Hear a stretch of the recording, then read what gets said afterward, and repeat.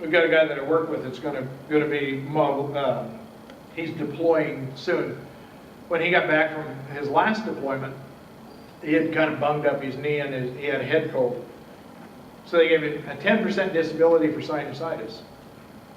And he said, I got a head cold. Well, that's okay. You'll appreciate this sometime. They sent him a check once a month for his 10% disability for sinusitis, and didn't really bother with the knee. And he wanted him to look at it, but he didn't really want him to do much with it because it probably would have made him not deploy. So he's, was caught in a real quandary there. So this is not an exhaustive list of the differences between military and civilian, but hopefully it gives you an idea of how we train military personnel that is radically different than the civilian one. Okay, I want to get into some of the things that I do with treatment. The thing that I try to do with treatment, with everything, I don't care what the trauma was.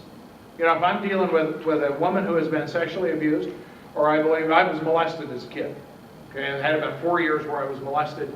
My goal for everybody that comes to me is to turn the traumatic events in their lives into events and not milestones.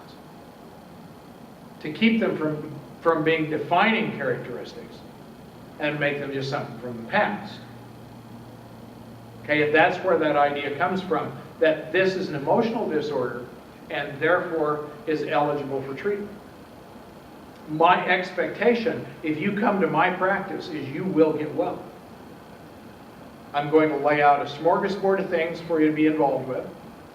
And that's going to include all kinds of stuff that we're going to talk about here. And then you get to choose. Because see, my belief is this is America. You can be just miserable or just as happy as you choose to be. We all have things we deal with. We all have disabilities. We all have difficulties. God did not let me be tall enough to play in the NBA, so I couldn't be wealthy. That, I think, is a disability, and I should be compensated for that. But I can't find anybody that agrees, so I have to go to work. Everybody has something that they deal with. I see a lot of stuff that I think is maybe one of the primary barriers to treatment.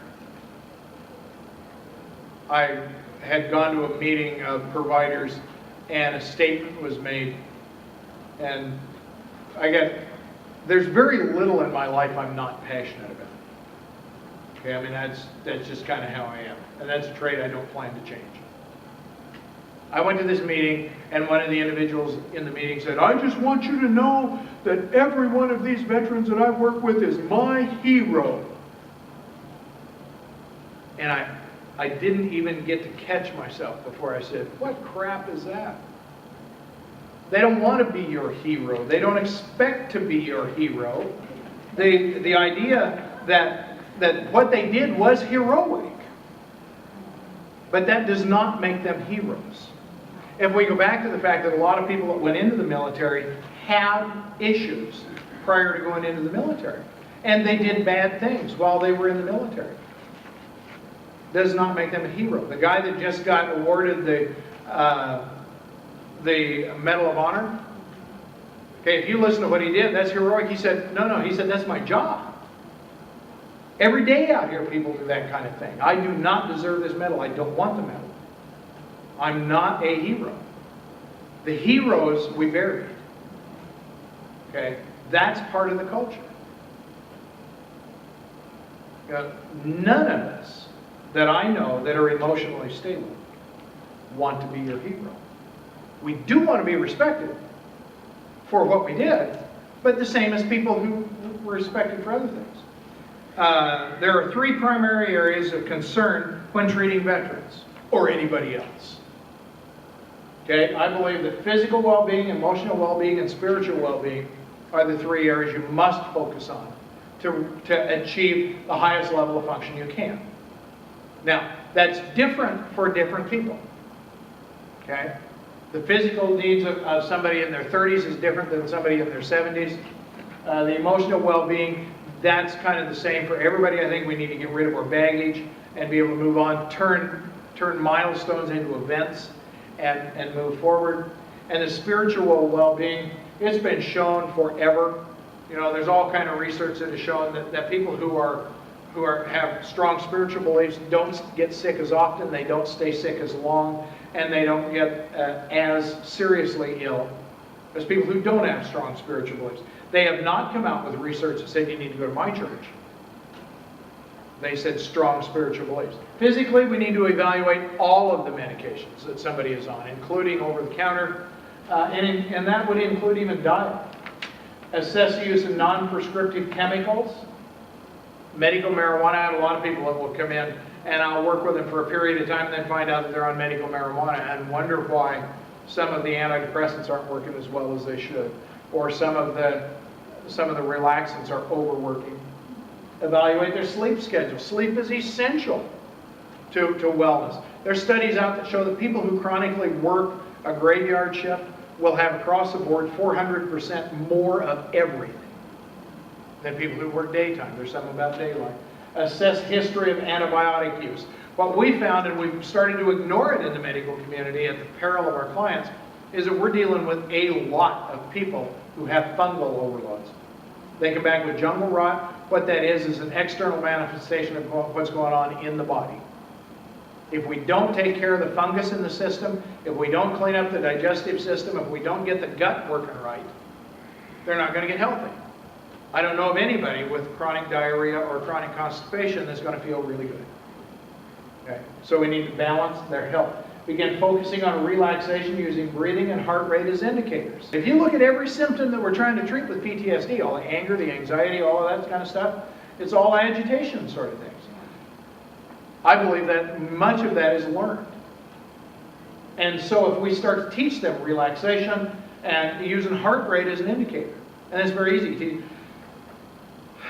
Teach them to breathe. You got to do it anyway, just well do it right. And begin to reverse the process.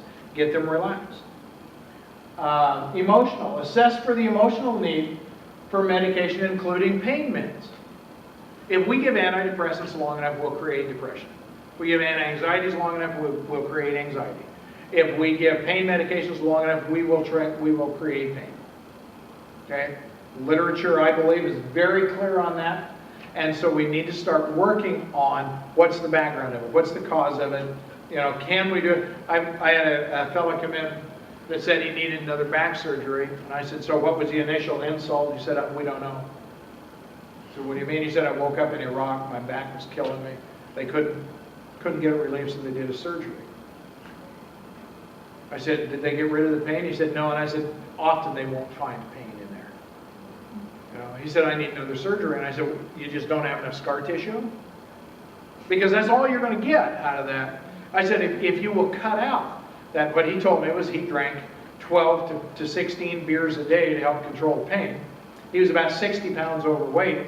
In fact, it was getting so bad he couldn't hardly get out of his chair. And I said, if you continue with the treatment protocol you have set up for yourself, this is the best day you will ever have. You're going downhill from here. I said, you're in your 20s, and you will die miserably. And he wasn't real tickled. But he quit drinking. He started doing stretching exercises. He dumped his weight. He got off of pain meds. He didn't need it. We used an antidepressant for a short period of time to help mobilize him. Then he got off of that. That's not an unusual story. We need to assess for their primary coping mechanisms. Anger, anxiety, and depression are coping mechanisms. And I think we need to start looking at them that way. We train people over time. Anything that goes on for more than 2 or 3 months is normal, and your body will seek to maintain it. If that's depression or anxiety, we have to start looking at the chemical and the physical changes in the brain that then are supporting those symptoms. Teaching simple stuff like stop thought, refocusing, relaxation is a hallmark of how you change. That's kind of the root of cognitive behavioral change. And it works. It's as prescriptive. I tell clients, I said, if I ask you to do, I want you to do 100 push-ups a day. Will you do it? They said, I'll do it. Why? Because it'll make you stronger. I said, I don't believe that. But I'll do them. If you do 100 push-ups a day, are you going to get stronger? Yeah. Do you have to believe it? No. Do the 100 push-ups. You'll get stronger. I guarantee you. Okay? It's that predictable. When you change how you process information in the brain, you will change neural connections.